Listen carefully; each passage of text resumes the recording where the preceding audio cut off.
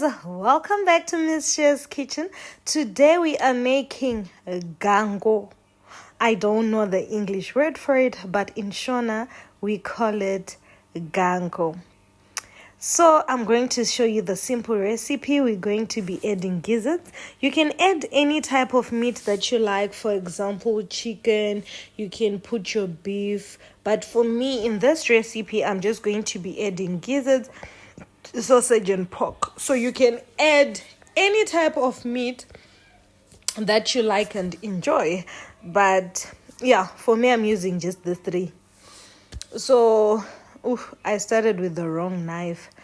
Can someone please come and teach me which type of knives to use? Anyway, at this point, I decided to switch the knife. Now I have the proper knife. It's no longer giving me a hassle. Yes, more girls. So yeah, this is just me slicing up the pork that I'm going to be using. And then this is the sausage I'm using. You can use any type from countryside, chakalaka, any type of sausage that you like to use.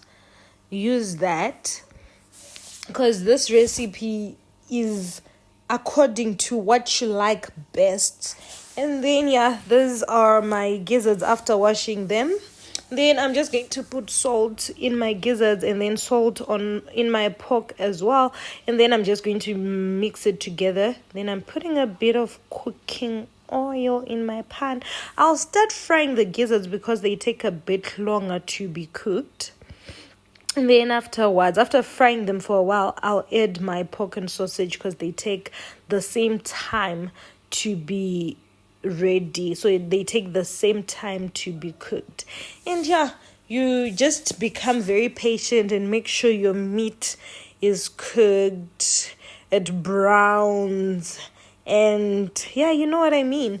Once you have the color that you like, you can add your tomatoes. I don't like to put onion when I'm putting vegetables. So you can add your onion if you're an onion person. I just use my tomato. When my tomato is a bit cooked, then I add my vegetables because I don't like raw tomatoes. So I like for them to be a bit cooked. We don't use water in this recipe.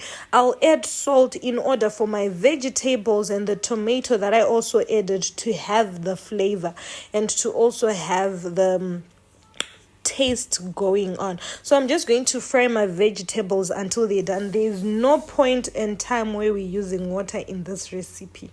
If you like chili, you add your tomato, your chili, your onions at that point, and then you add your vegetables at the end after adding all the other goulash that you like, or seasonings or spices that you like to add onto your food.